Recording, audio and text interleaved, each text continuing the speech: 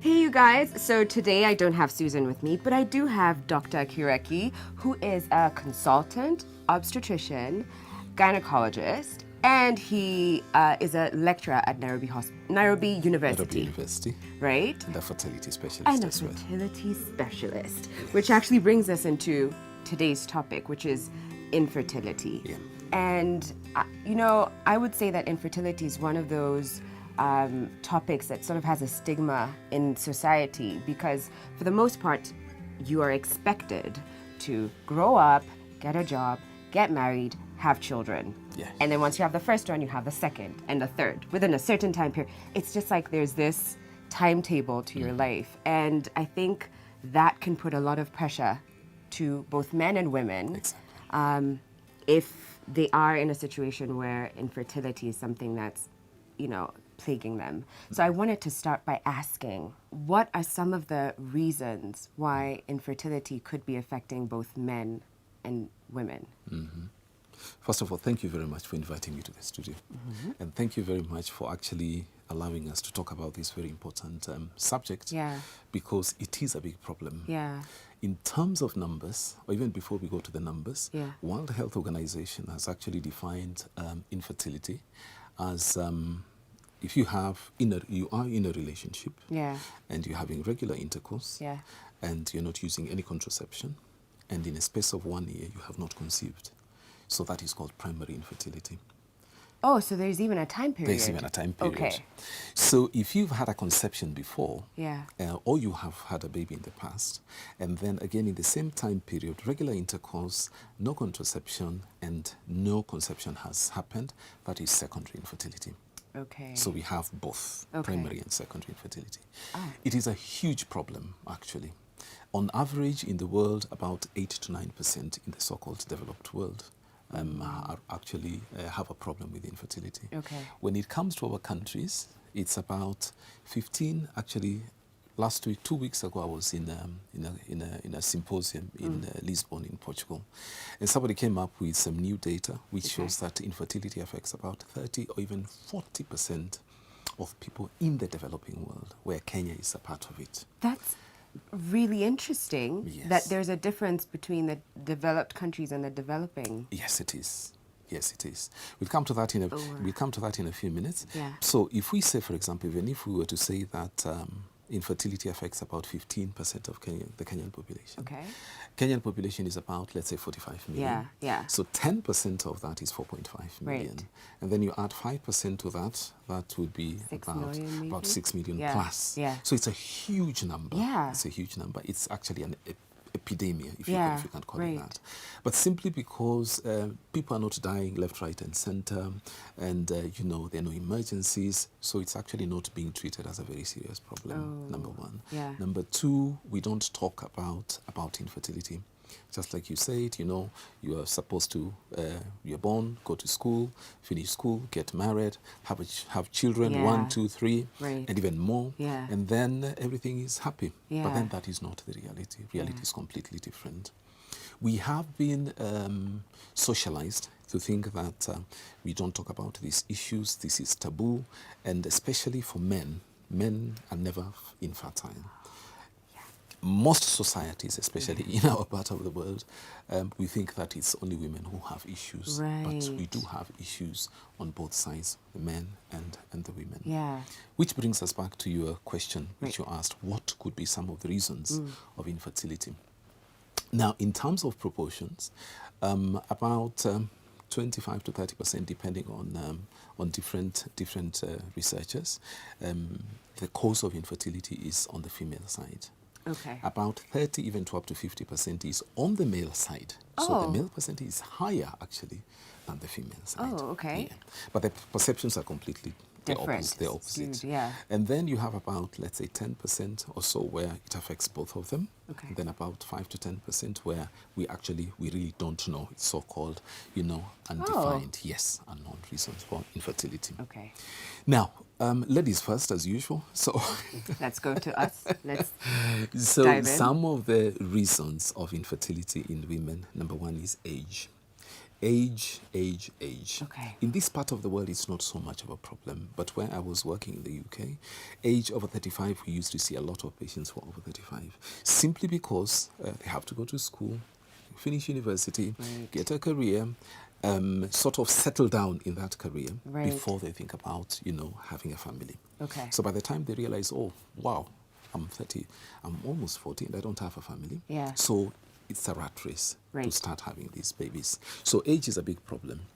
Apart from age being a problem, the genetic material which is in the eggs also grows older with time. Okay. So it becomes a problem later on for these ladies to have get pregnant, or even if they do, there's a higher percentage of miscarriages and having babies who have issues, health issues. Okay. So age is a problem. In this part of the world, we have a big problem with blocked tubes. Okay. And what causes blocked tubes? Most of the time is infection. Infections which sometimes the ladies actually have no symptoms at all. Chlamydia is a very, very big problem. Because chlamydia actually infects the whole reproductive organ, Yeah. and it usually doesn't have any it doesn't give any symptoms at Wow. all. Okay. Yeah. So blocked tubes. And then we have also TB, tuberculosis, a big problem as well. We have an issue with polycystic ovaries, where because of some biochemical issues, actually ladies are born with this. It is a good and a bad thing, Right. in the sense that when you have polycystic ovaries, you have a lot of eggs, Okay. a high reserve of eggs. But then again, it also affects your fertility in other ways, where you have irregular periods, for example, your hormones are all over the place. Oh. Sometimes you may have some hair in different places, what we call hirsutism, where you have some hair, around your Right. beard, around your lips, Yeah. sometimes around the breast, and so Yeah. on and so forth. Yeah. This is caused by the biochemical, processes wow. that go on Okay. in place. We have a big issue in this part of the world with fibroids.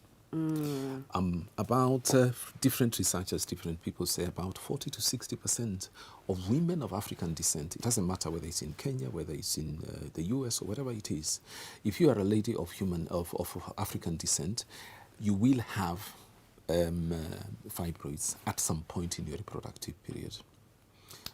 And again, Really? most Oh, okay. said 40 to 60%. Yeah. Some don't have them at all, but the majority have a small fibroid. Sometimes they're huge fibroids, Yeah. 10, 20 centimeters. Sometimes they're very tiny. They're smaller, but very many of them. Oh, wow. And the biggest problem is if we have these fibroids in the cavity of the womb, because embryos are very sensitive. So even if it's something tiny there, maybe 1 centimeter or 2 centimeters, for an embryo that looks like the Himalaya, so it cannot surmount it, so that it can implant. Most people don't talk about lifestyle.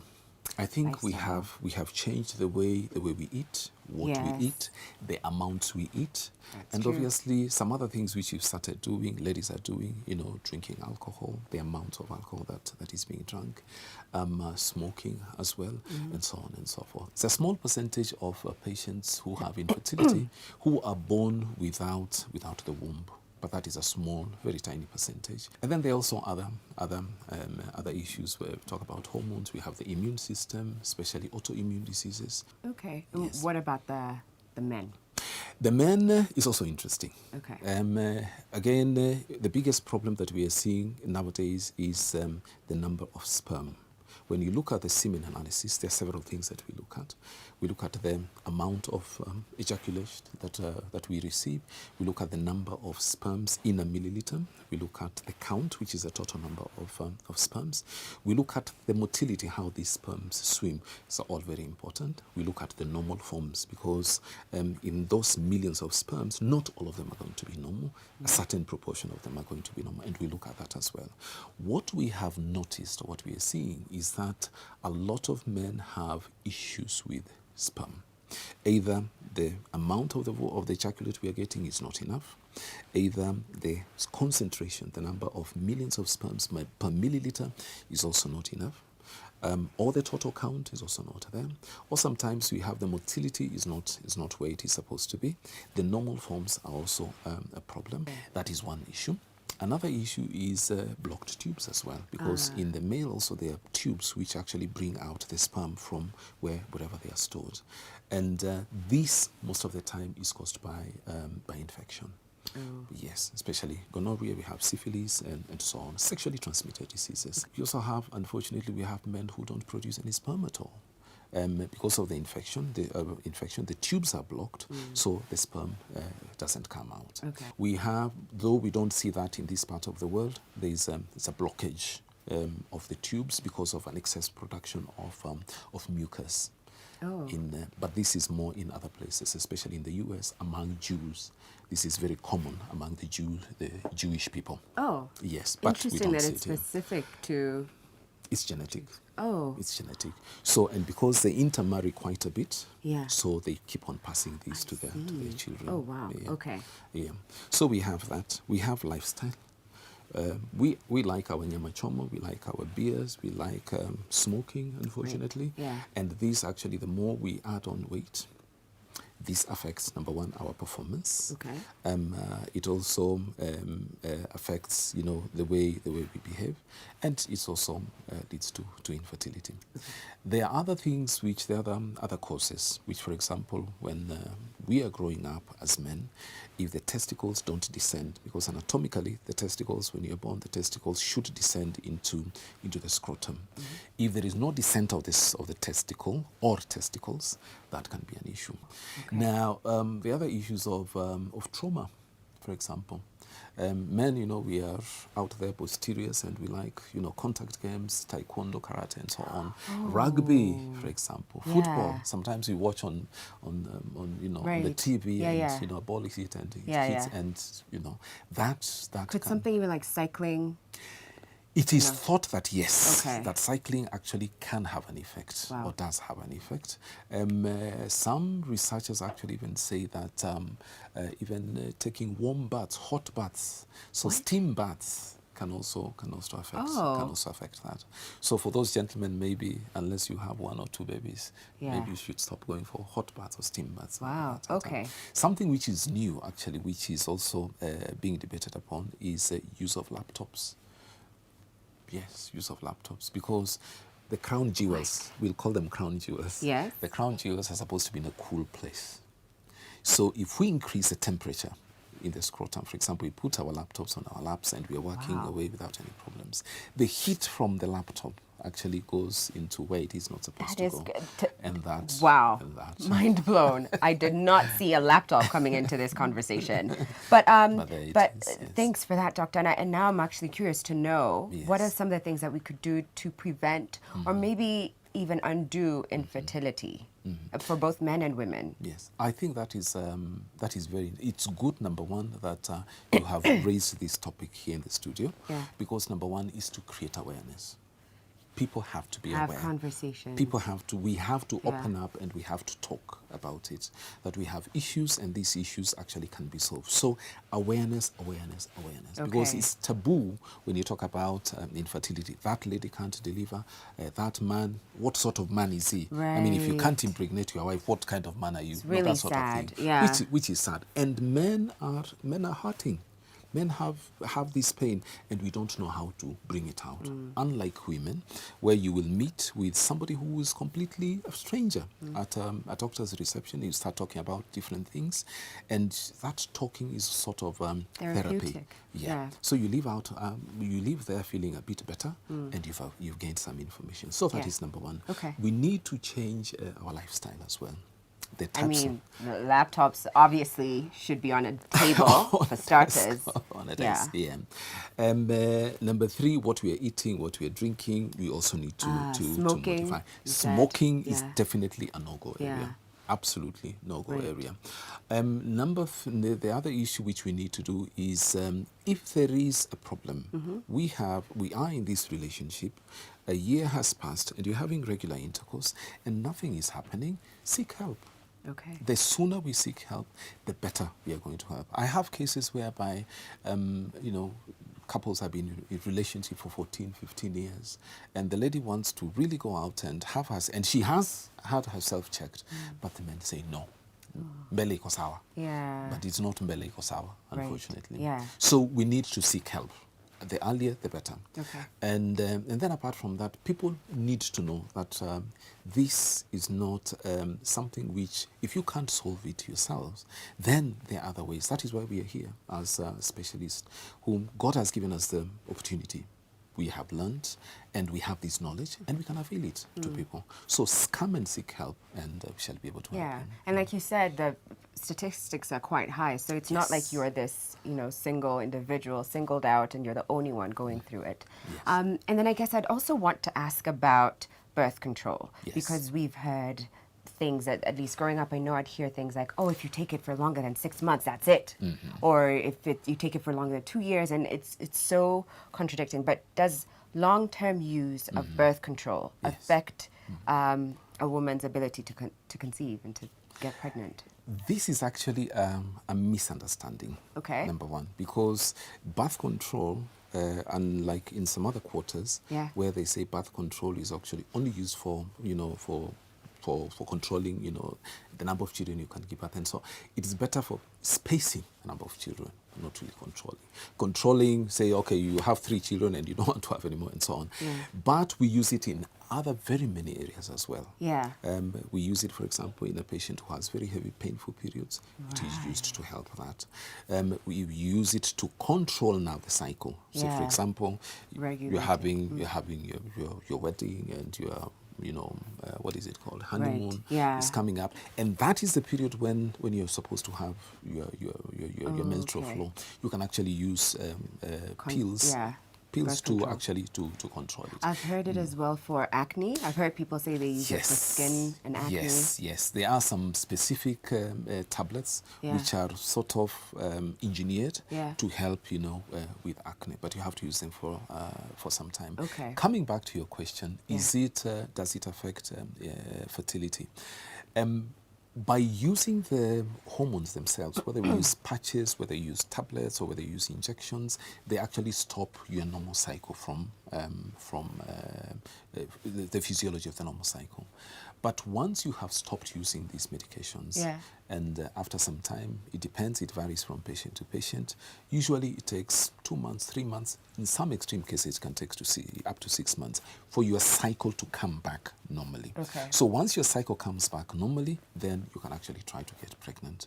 So taking contraception per se, or hormonal contraception per se, I think it's a myth which has been, bandied. It has been that it will stop you from having a baby and so on. Of course it will, in the sense that your ovaries are not working. Yeah. The physiology, your normal physiology is not there. But once you have stopped taking the hormones and your periods have come back, you should be able to have a baby. Oh, I was on the team that believed that it does affect your... Actually, on the contrary. If you look at research, it is out there and it is clear that sometimes when you have been on oral contraception for some time, once you stop, the chances of you getting pregnant is a little bit higher, and the chances of even having multiple pregnancy is also slightly increased than in the normal population. There is research out there, and it is out there for everybody to see. Right. Well, busting myths over here. And then I guess the last question would be, if someone watching this, or someone who is trying to get pregnant and is struggling with infertility, wanted to go somewhere or do something, what are there clinics or facilities, or I guess there are specialists, but how do we start that journey for people watching and who want to know where to go from now? There are several places. I do that myself, and I'm located at 5th Ngong Avenue on the 3rd floor, 314. It's called Frontline Medical Consultants.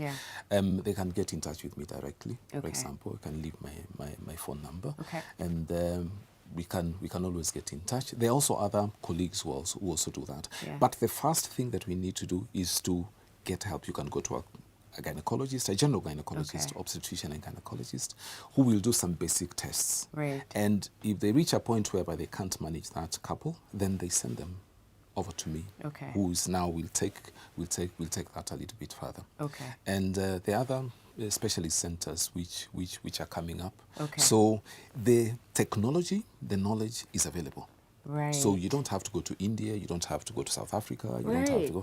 We are doing it here. Yeah, Actually, go to Nairobi Hospital. yeah, Find go to yourself Nairobi a, Hospital. yeah. You know, in the morning I was in theater, I was doing Yeah. egg collection, you know, and so on. And so the technology is here. Yeah. We are here. We have the knowledge. We have brought the knowledge here, and we are here actually to help. By all Fantastic. means. So it's not the end of the world. It's and not done absolutely. and- It's not the end of the world. Absolutely. Oh man, there's just so much of this, so much about this that I feel like we could get into, but I'm feeling pressed for time. I'd love to even hear about like freezing eggs and if that's part of the one of the solutions or ways Yes, to, yeah. yes, we can And does freeze- that happen? Oh yes, we can freeze eggs, we can freeze embryos, we can freeze sperm, we can actually freeze them for 5 years, 10 years, and so on. So the technology we have is the same technology out there. I worked in London, one of the biggest clinics there, with the best results, and so we have that knowledge. Here. We have that knowledge, so let us come. Let them come and we'll help them. Thank you, Dr. Kireki, and thank you, Nairobi Hospital, for allowing us to have this conversation. I hope if you're struggling with infertility, I hope that this conversation enlightened you and showed you that you are not alone and it is not this big cloud that has to hang over your head. You can get help, and we will leave your contacts down below. Again, thank you for watching, and make sure to tune in a couple of days for our next video. But until then, see you and goodbye. Bye-bye. Thank you for watching. Check out our 2 Cents playlist for more videos, and don't forget to subscribe.